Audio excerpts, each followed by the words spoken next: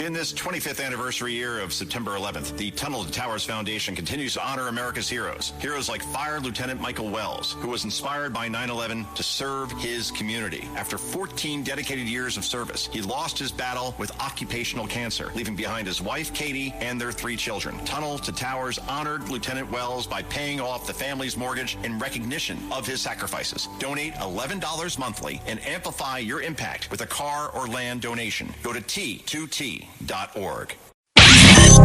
the squadron, they called him Bullets, but we call him Greg Kelly.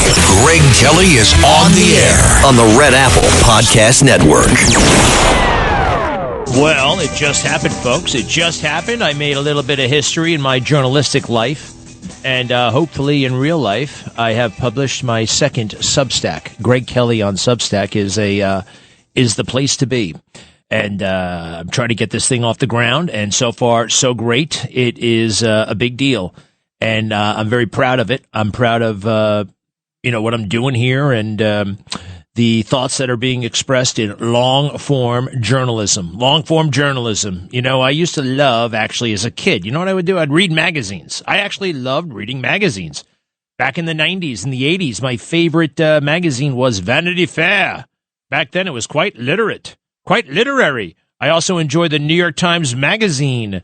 It was, it was kind of sophisticated, but also fascinating, very, very interesting. I wasn't trying to be pretentious or anything. It was an amazing adventure. And there weren't too many other things to do. Watch TV. You got to, I spread my mind. And I read a lot, and I was exposed to a lot. I'm still grateful for that, to be honest. I'm still very, very grateful. This is kind of an ode to the long magazine piece. You can still do it on Substack. I could never get this published in the Wall Street Journal. I've been published in the Wall Street Journal, but they want 800 words or less. This thing, I'm the editor-in-chief. I can make it go as long as I want. It's pretty amazing. And I'm very impressed, to be honest, with what I wrote. Are you ready here? I've kind of been summarizing this, but it's all in words now, all in words. And it's all beautifully formatted. Yeah, I could be talking about Jimmy Kimmel, right? Jimmy Kimmel, a comedian, obnoxious, right? This is more important. I can't believe how quickly our country moves on from the deadly serious to the deadly stupid. It's deadly stupid. Because it distracts and it takes up time, and it doesn't even matter. Here we go, all right? The participation trophy for the Secret Service. We all know what a participation trophy is. It's what you give kids when nobody wins. No score, no goalie, no consequences. Everyone did great. Everyone gets something shiny. And the whole point is to make sure no one feels bad. And that's fine, because they're children. But watching the reaction to the attempted assassination of President Trump at the White House Correspondents' Dinner, you start to see that same instinct showing up in a place where it absolutely does not belong. Before the facts are fully established, before the timelines are clear, before anyone really has taken a hard look at what happened, the praise begins. The Federal Bureau of Investigation says the country should rest assured the response was heroic. The United States Secret Service emphasizes that its multi-layered protection system works. Sean Curran, the director of the Secret Service, appeared that night and assured everyone the system worked. He provided no facts. He reminded us how difficult the job is and asked for prayers for an officer who wasn't even wounded and for his fellow uninjured colleagues. Talk of bravery becomes a smokescreen for incompetence, and the press follows that one. They follow that tone. This is not an area where journalists rush to challenge federal law enforcement in real time. It is far more common to defer, to wait, to repeat. That restraint is worth noticing because we have all seen something very different in other situations. When the victim fits a certain narrative, when the victim is young and black or a migrant, the scrutiny isn't immediate. It's not relentless, but here it is. No one should be impressed with what they saw that night, starting with the evacuation of the stage. Vice President Vance was off the stage while President Trump was still in his chair.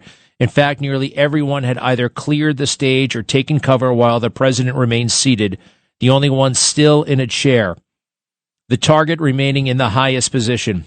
Even Oz the mentalist was out of harm's way. This is not how it's supposed to be. President Trump has said part of the delay was his decision, that he wanted to see what was happening. He also expressed confidence in the Secret Service. That is understandable. He works closely with his detail and is not in a position to publicly disparage the people responsible for his safety. But that explanation should not be necessary. Deeply embedded Secret Service lore tells us it is supposed to be different. Move first, explain later. When it matters, they don't ask. He came around my desk, grabbed me by my belt, and hurled me down the hallway. Vice President Dick Cheney has described being physically removed out of his office on September 11th. No consultation, no delay, feet barely touching the ground. Agents believed a plane was inbound, and they acted. When President Ronald Reagan was shot, Agent Jerry Parr did not ask permission. He shoved the president in the car and made the decision. That is a standard. It was never, sir, it's time to go. It's move. They threw Dick Cheney down the hall. Why so delicate with President Trump? Rushing the so-called checkpoint. Outside the ballroom where the shooting occurred, the failure was even more basic. You do not need a badge or a briefing to understand it. Checkpoints are part of daily life. Office buildings, airports, concerts, government facilities.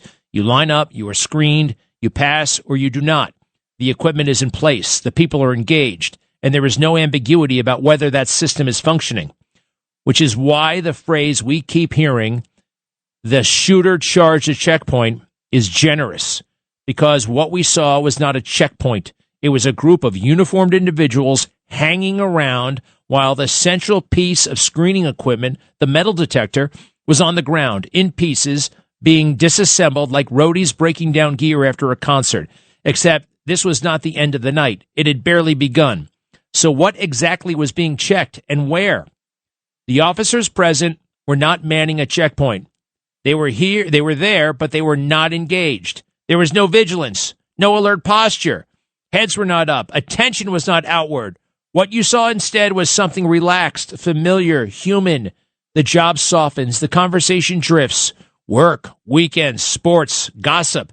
Nothing malicious, just completely unacceptable in that moment. And that is how serious failures actually happen. This is not an office, and that is not a checkpoint. It was where it looks like protectors literally let their guard down. Airplanes used to crash for this exact reason, everybody. Cockpit voice recorders captured pilots talking about everything, sports, politics, dating, cars, during critical flight operations. Not because they were reckless, but because they were human. Attention drifts. That is why the Federal Aviation Administration imposed the sterile cockpit rule, prohibiting non-essential conversation during critical phases of flight. Apply that here. When a protectee is present, you are on, period. No talk about weekends, no sports, no overtime, no gossip, nothing that is not the job. 25 years ago, during my first presidential interview of President Bill Clinton in Binghamton, I tried a bit of small talk with an agent. Do you know Brian Smith? The answer came back instantly, loud and flat. No. End of conversation. I felt embarrassed, and then I understood. He's guarding the most important man in the world. Anything can happen at any time. That was the mindset. This, of course, is not the first time. What happened in Butler, Pennsylvania, went beyond incompetence. It amounted to horrendous failure, timing, positioning, response, and there were no serious reforms afterward. The message was simple. Trust us. It won't happen again. Now we are seeing the same pattern. Reassurance first, explanation later, accountability maybe. That is not a coincidence. It's a habit. President Trump may say he is satisfied. That is his position. But he is not the client. We are. We pay for this. We rely on it. The purpose of the system is not simply to protect a man. It's to ensure the country has a functioning president. If that system fails, it's not a private matter. It's a national one. The questions here are not obscure. They are obvious. They may be uncomfortable for federal law enforcement, but that is not the public's problem. And what we saw last night was not good enough, not close. If that's where things are, this is not about one night or one mistake. It's about a system that no longer is performing at the level it requires. Systems like that do not correct themselves. They fail again unless something changes immediately and drastically. What do you think, folks? What do you think? Well, I think I'm going to put myself in for some sort of prize. I think I'm going to be the #1 guy on Substack. Look, I'm not wrong about this praise thing, everybody. The praise that was fast and furious and overwhelming, right? Lou, do me a favor when you get a moment. I'd like to hear cut one, please. Cut one. You were told about the brave heroics of the United States Secret Service and other members of law enforcement. And that should be celebrated by every single American. The American public should be proud of the quick response and heroic actions from law enforcement officers tonight. That horrible act was stopped because of the courage and professionalism of law enforcement. Well, no, actually it wasn't. And that's what people do. The praise, it's automatic, it's reflexive, and it's become meaningless. I mean, I guess I sniffed this out first after January 6th. It's it was a setup, but it was also a failure at the same time because not everybody was in on the setup. And they gave gold medals to the cops. Gold medals to the cops. How does that square? All the people got inside. It was they shot an unarmed woman, and everybody gets a gold medal. So here, President Trump was the last to be removed from the stage. A checkpoint was overrun. You could not do that at one airport in the country. Think about every airport you've ever been. Now pretend that you're outside, right? You're outside. You're in the food court. And let's say you want to run all the way to a plane. You couldn't do that. And just the way it's set up, there are too many things to go through. You could do that the other night at the Washington White House Correspondents' Dinner. Why is that? Did the Secret Service know everybody who was checking into that hotel? Like, the hotel still had, like, other things going on in it other than the White House Correspondents' Dinner. There are 1,000 guest rooms. People were making reservations that afternoon. People stayed there. This guy could have brought in bombs, bigger weapons. Anybody remember what happened in Las Vegas? It was like, what was that, 2018, that maniac in the casino opened fire on the country music concert? For days, he was staging weapons in there. We still don't know the first thing about that. The first thing, it's so crazy. And I am very open-minded on on theories. Please let me know what really happened there. How could that have happened with a guy like that doing that? It makes no sense. I do know the government, they want our guns. They want our guns. President Trump doesn't, right? You know, conservatives, MAGA, we believe in the Second Amendment. But I don't know. For a long time, they don't really try it anymore. Have you noticed that? You know, we can have a mass shooting, but that doesn't prompt a big discussion as it used to about gun control. It doesn't, not as much as it used to. And I remember when something would happen, like, okay, now we really got to pass something. Now we really got to do something about these guns. These guns are the problem. I think people kind of wised up. We view our government more suspiciously than ever before. I hope we do. And maybe some of us in conservative media have talked about the obvious culprits that nobody will talk about. This country has always been awash in weapons, right? We've always had a lot of weapons. But something started happening in the 80s, particularly in the 90s, and then it got worse and worse and worse. It's these school shootings, children carrying out school shootings. What else was going on in the 80s and the 90s, right? What did we see for the first time in the 80s and 90s? Well, two things.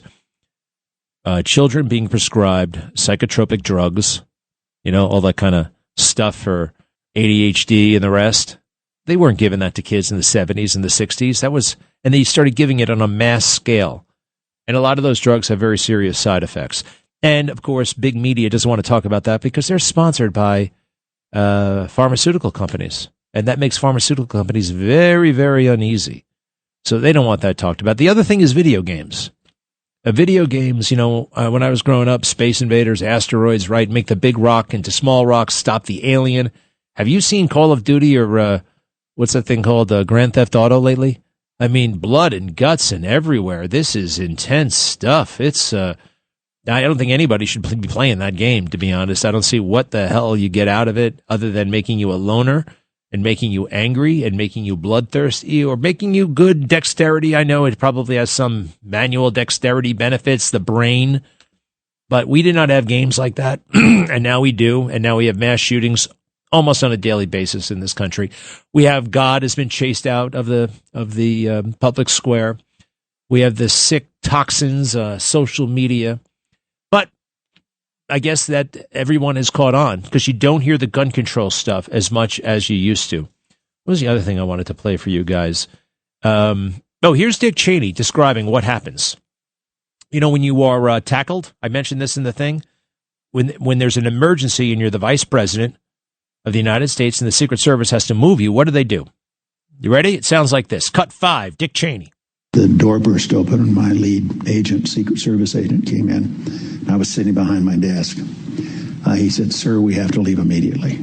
He didn't say, "Shall we go?" He wasn't polite about it. It just, boom, it was going to happen. Came around behind my desk, grabbed my belt, back of my belt with one hand, and put one hand on my shoulder and propelled me out of my office and down the hall. Wow. Didn't even ask. Did not even ask. That's the way I've always heard it goes. So it was a little bit different from President Trump for some reason. You want to hear it? Let's do it. Can we do it? Yeah. Cut 4, please. Well, what happened is it was a little bit me. I wanted to see what was happening, and I wasn't making it that easy for him. I wanted to see what was going on.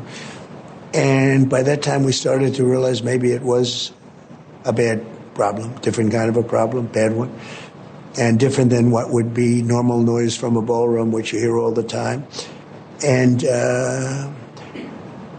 I was surrounded by great people, and I probably made them act a little bit more slow. I said, wait a minute, let me see, wait a minute.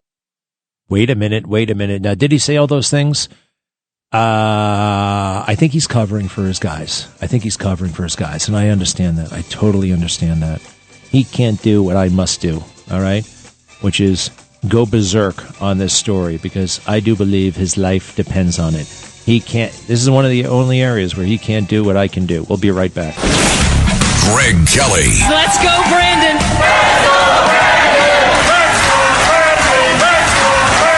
On the Red Apple Podcast Network. Adobe Firefly is the all-in-one creative studio with AI-powered image and video editing for today's creative process.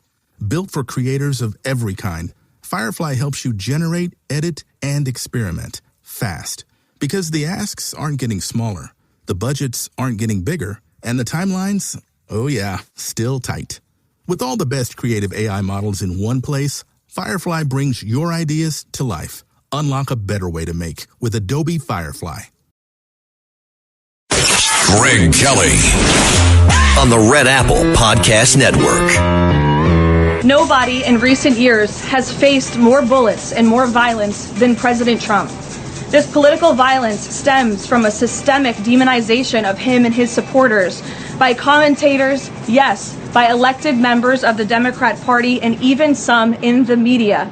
This hateful and constant and violent rhetoric directed at President Trump day after day after day for 11 years has helped to legitimize this violence and bring us to this dark moment. Caroline Levitt, everybody. She is so right. You know, Joe Biden, was there an assassination attempt on him? Was there an assassination attempt on Barack Obama? No, because quite frankly, conservatives, we're not like that. We're just not like that. We don't like the policies, but we really do differentiate the policies from the person. They don't. They make it so personal that President Trump, his very existence, is a threat to democracy. You know, after the Warren Commission, which was flawed in many ways, but actually pretty good in some. Lee Harvey Oswald shot President Trump. I'm sorry, shot President Kennedy. Now, I know that there's a lot more to that story. We don't know the truth. We know some of the truth. I do believe that Lee Harvey Oswald was involved that day. I don't think he was a patsy. I think he was a willing accomplice to a larger conspiracy. Why is he the guy who got caught? Well, in part because he was the dumb one, right? He was not smart. You can go and look it up. He was not high IQ.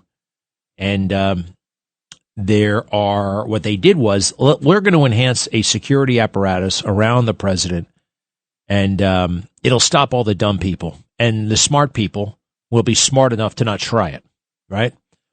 But now they've raised the idea that the president is such a danger to ourselves. I saw a guy the other day on TV. He said that Pete Hegseth, and I have my differences with Pete, don't get me wrong, but he said Pete Hegseth is doing more damage to this country than all of the adversaries our country has ever faced combined. All right. Now, this is a former general. So who have we faced over the years, right? We faced Osama bin Laden and Hitler combined. All right. Who else? Ho Chi Minh, Saddam Hussein, the Pol Pot in Cambodia. The list goes on and on of all the bad guys, these mass murderer genocide people. And Pete Hegseth is worse than all of them put together. And you know what he was so upset by?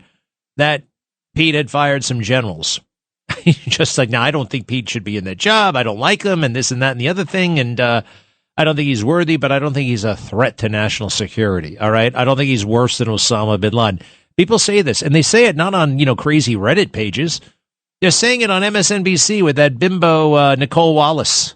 Oh, and she is a bimbo. BIMBO. Underline it. Exclamation point. Italicize it.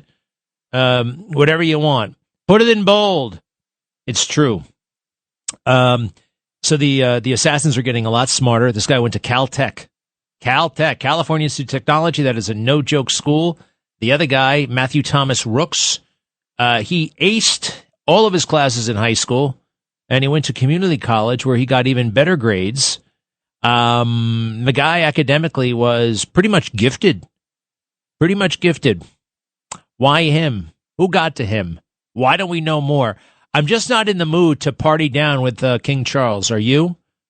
It's another distraction. Folks move on so damn fast. Too fast. Let me see here.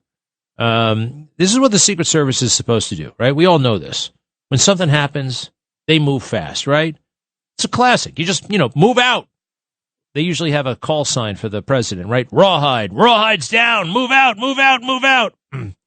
Sounds a little bit like this. This is CBS News back in the day. A documentary about the Secret Service by Bob Schieffer. Cut 6.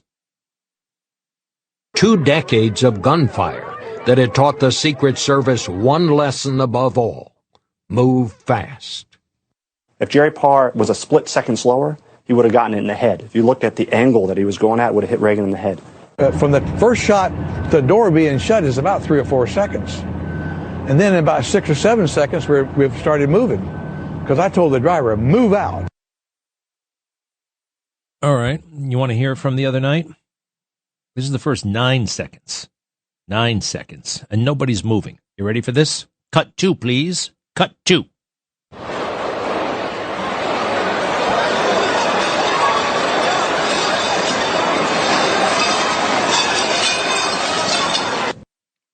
Now, at that point, you heard gunshots. If you really listened, did you hear the gunshots? Could you hear them? One more time. Listen for the gunshots. Kind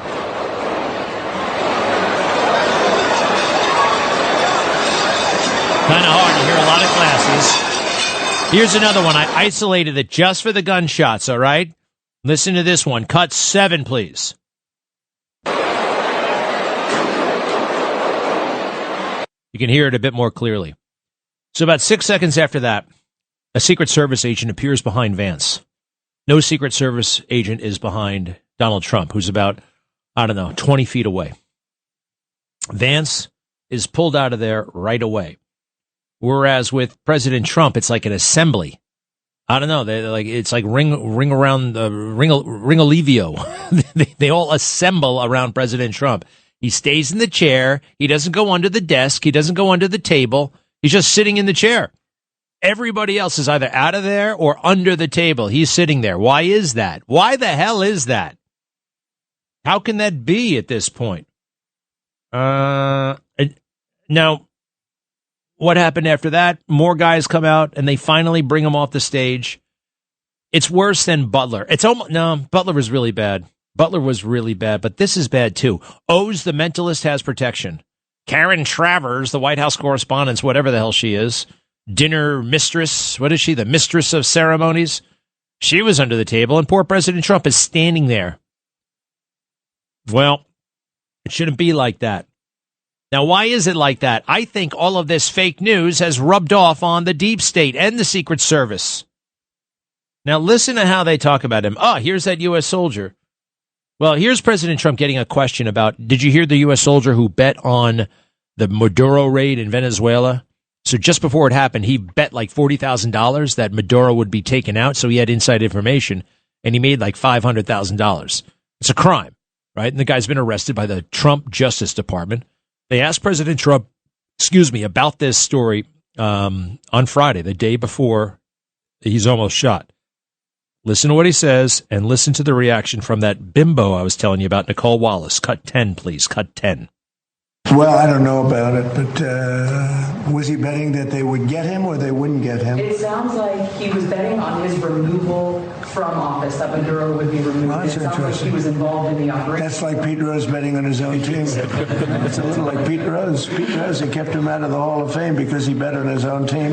Now, if he bet against his team, that would be no good, but he bet on his own team. I'll look into it. Amy, now what's disgusting and appalling is it the commander-in-chief has no issue with a soldier betting on a military operation. He just wanted to know which side he placed the bet on, General Manner. She's lying. She is lying, because you hear what he said. He said, I'm going to have to look into it. He doesn't know it. He's reacting to the information this reporter gave him. It's very possible he doesn't know that somebody got arrested in the Southern District of New York. What does he care? He's got a lot more going on. Hey, the other thing I keep telling people to not do, stop calling it a checkpoint. The shooter rushed the checkpoint. Everybody says the shooter rushed the checkpoint. The checkpoint. It wasn't a checkpoint. It was already being dismantled. It was already being dismantled, and it wasn't a bunch of guys guarding a checkpoint like the professionals do at the airport, the TSA agents. They're good. They are so professional, and they're on duty, and they don't have time to just hang around. These guys are just hanging around. And even when it's a light load, I notice they're still at their stations. They still have to man the checkpoint. These guys were just hanging around and probably gossiping, probably talking stuff, had nothing to do with protecting the president, nothing at all to do with the most important man in the world on the other side of the wall. Airlines I mentioned the airlines. You used to be able to talk all kinds of stuff in the cockpit. You could talk about whatever you wanted to, as long as you were still flying the plane. And then they figured out, you know what? All this chit-chat is getting in the way of flying the plane. This is a problem. We can't be talking about dating. This is an actual crash that happened in 1988. A Delta Airlines jet went down. And listen to what they're talking about in the cockpit. They're even making fun of the idea of crashing. They're talking about dating. Listen to this, please. It's a cockpit voice recorder. Minutes before a crash, cut 8. We forgot something on our first leg today. We forgot to discuss about the dating habits of our flight attendants so we could get it on the recorder, in case we crashed and the media would have some kind of a juicy tidbit.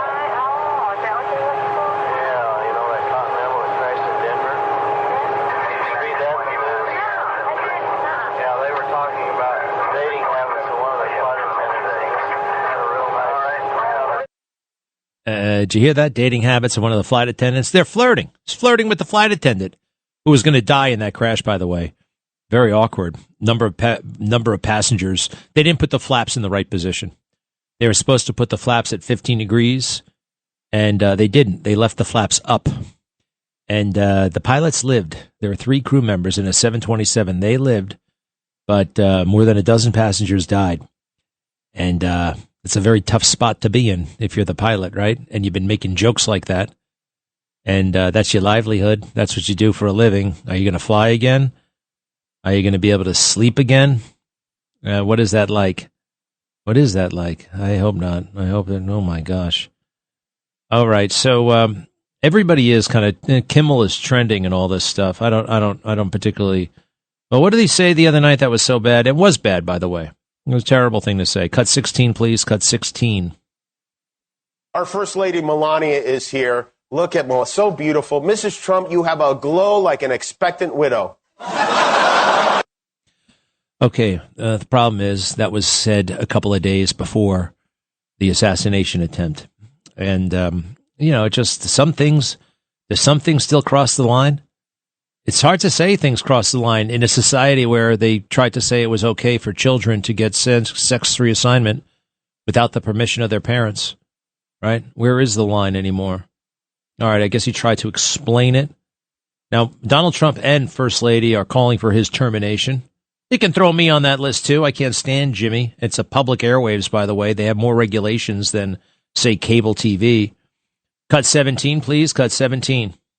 We had a little roast. Again, this was Thursday, and there was no big reaction to it until this morning when I greeted the day facing yet another Twitter vomit storm. And a call to fire me from our First Lady, Melania Trump, saying I should be fired because of a joke I made, again, 5 nights ago. It was a pretend roast. I said, our First Lady Melania is here. Look at her, so beautiful. Mrs. Trump, you have a glow like an expectant widow, which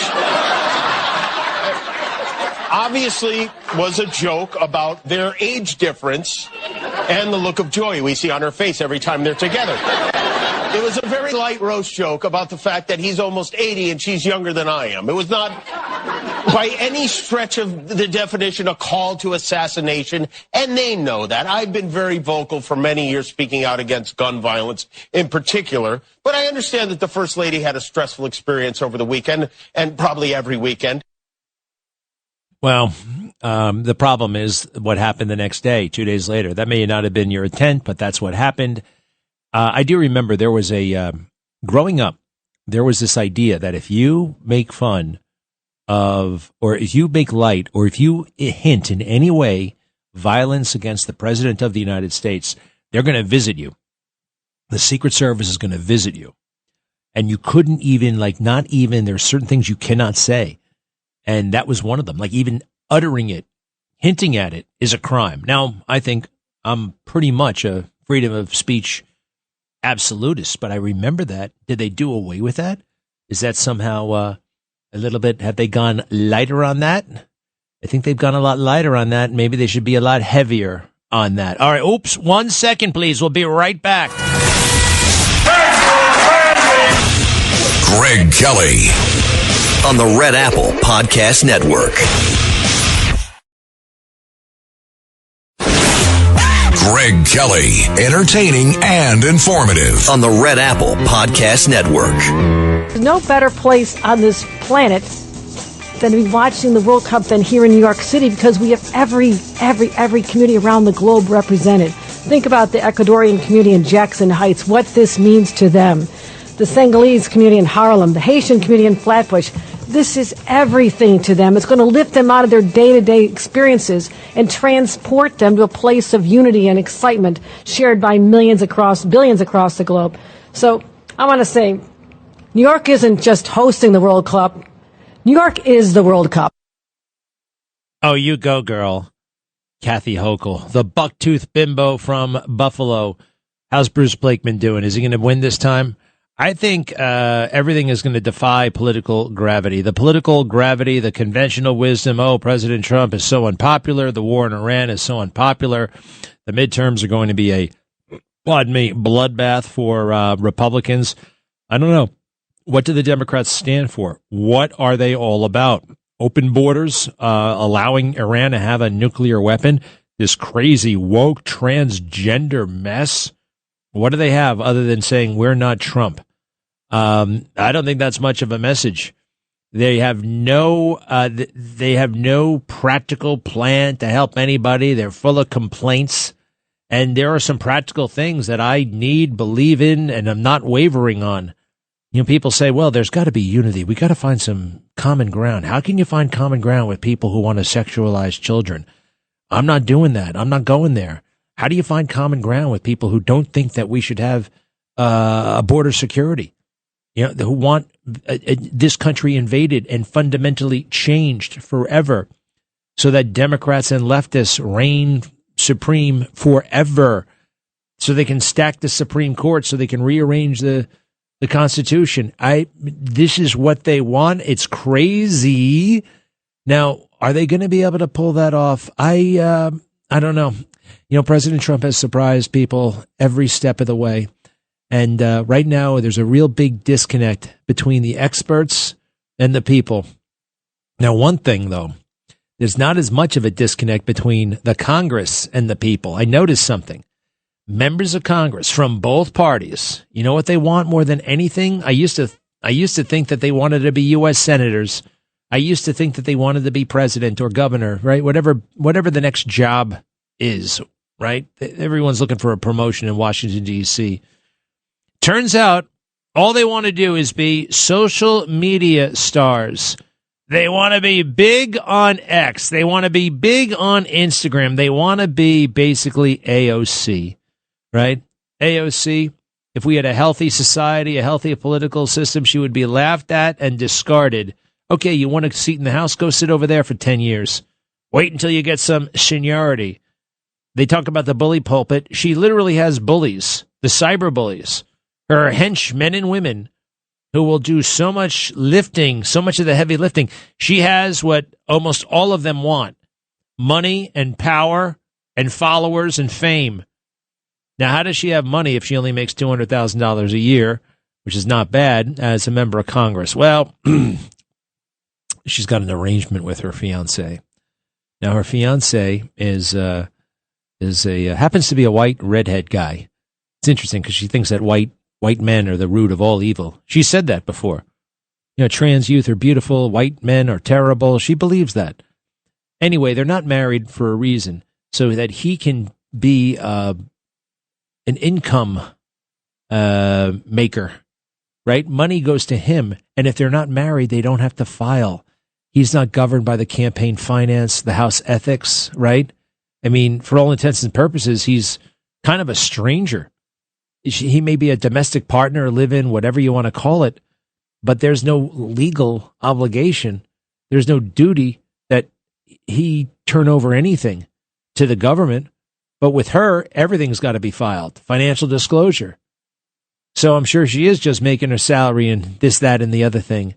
Whereas he, what is coming to that guy? Who is that guy? Why don't we ever hear about Mr. AOC? I see him every now and then. Big, tall, goofy-looking redhead guy. Yeah, she married a white man. I noticed that some of the biggest wokesters in the media, those who play the race card worse than anybody, are often married to white men. Now, why is that? I'm thinking of, am I thinking of Joy Reid? Am I thinking of Jonathan Capehart? Definitely Jonathan Capehart. Who is another one?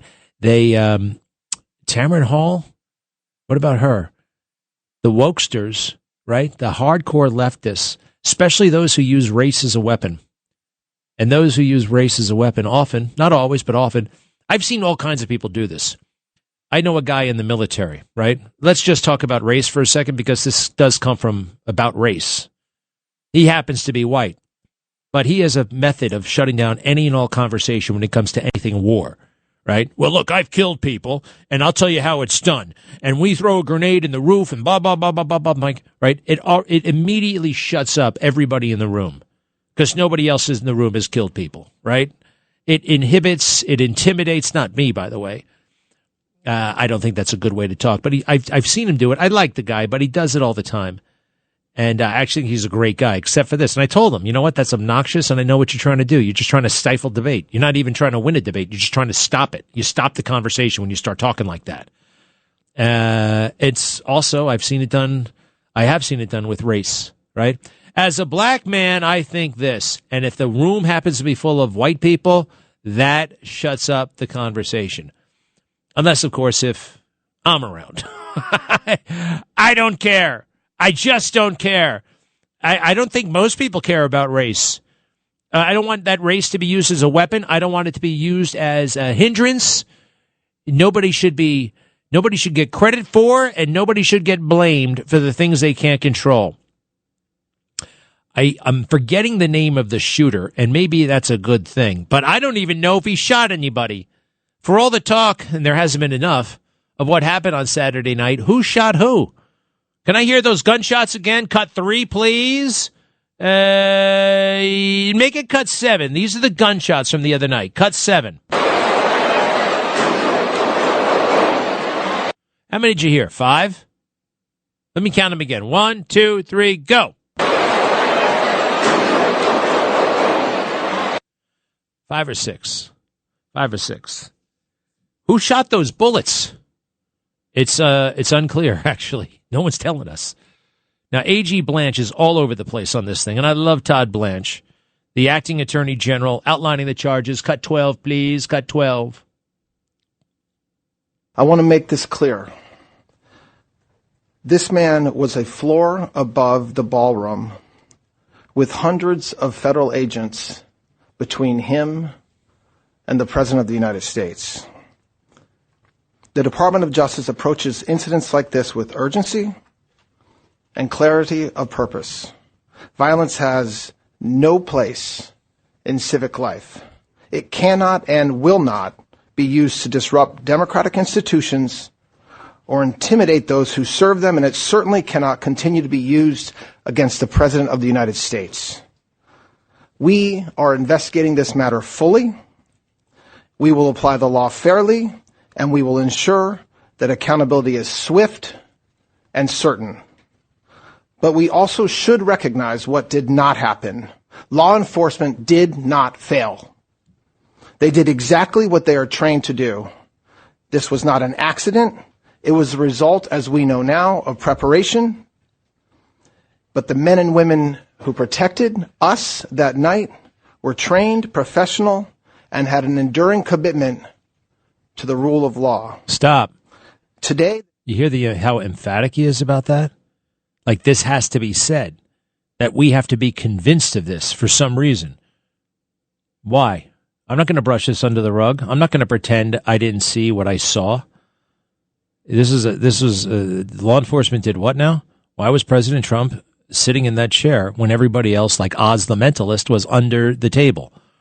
Why were those guys just hanging around? How did he get by a checkpoint like that?